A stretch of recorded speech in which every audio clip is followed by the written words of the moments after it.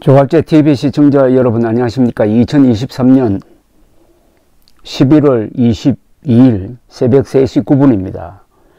방금 북한 국가항공우주기술총국이 군사정찰 위성 만리경 1호를 실은 신형 로켓 천리마 1형을 어젯밤 10시 42분 서해 위성 발사장에서 쏘아 올려 정확히 궤도에 진입시키는 데 성공했다고 발표를 했어요. 중앙통신이 전한 겁니다. 김정은 총서기가 입회했다고 합니다. 그런데 일본 정부는 좀 발표가 다릅니다. 1단계 로켓은 밤 10시 50분에 동진하해에, 제2단계는 밤 10시 55분 오키나와 상공을 통과해가지고 57분에 오키노시마 남서쪽 1200km 바다에 떨어졌다고 밝혔습니다. 그런데 지구 궤도에 진입시키려면 초속 7.9km 이상의 속도가 필요하고 기능을 하려면 지상과 통신이 되어야 하는데 일본 마스노 관방장관은 위성의 궤도 진입은 확인되지 않았다고 발표를 했습니다.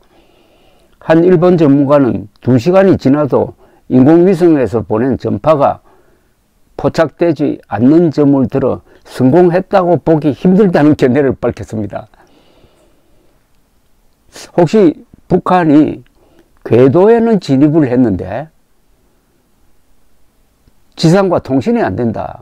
그러면 이제 그건 무용지물인데 그래도 진입했다고 해서 성공이라고 하는 건지, 그런데 일단 진입했으면은 그건 뭐 미국 등 여러 나라가 확인을 할 수가 있습니다. 진입하지 않았는데 진입했다고 우기면은 금방 들통이 나죠.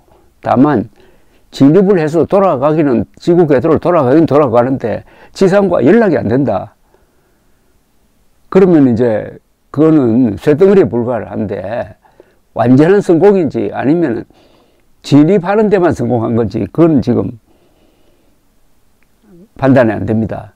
이런 정보는 지금 한국 국방부보다는 일본 정부로부터 계속 나오고 있습니다. 일본 정부는 아주 기민하게 움직입니다.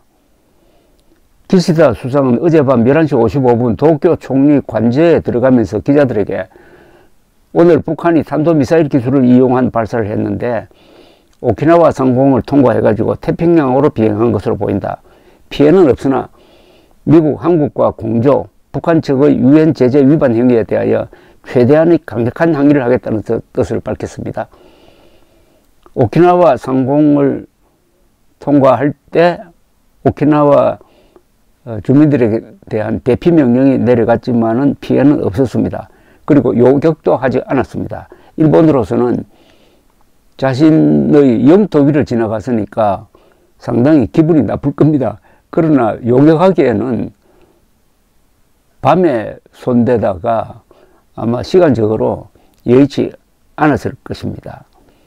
한국 정부는 예고한 대로 9.19 군사 합의 등을 파기할 가능성이 있습니다. 그렇게 하면 북한은 그걸 빌미로 해가지고 긴장 상태를 만들고 나올 가능성도 배제할 수 없습니다. 북한은 지금 러시아로부터 우주 관련 기술을 얻어가지고 이번 발사하는데 좀 참고를 한 것 아니냐 하는 그런 관측을 하는데, 일부에서는 아무리 그렇더라도 너무 시간이 촉박하다. 이번 발사에 러시아 기술을 제대로 참고로 하기에는 너무 시간이 없었을 것이다 라고 회의적으로 보는 사람들도 있습니다. 이제는 우리 정부가 어떻게 대응하느냐는 것입니다. 성공했으면은 거기에 대해서 강력하게 대응을 해야 되는데 이게 실패했으면은 어떻게 할지. 그러나 일단 우리로서는 최악의 경우가 성공하는 것인데 성공했다고 판단을 하고 전제를 하고 강력한 대응, 예컨대 9.19 남북 합의서 같은 거를 파기하는 정도의 대응을 하는 게 맞다고 생각합니다. 이렇게 하면은 북한이 어떻게 나오느냐, 긴장을 조성할 것이냐, 그때 또 우리는 어떻게 맞서느냐, 지금 미국 사정이 좀 각박합니다.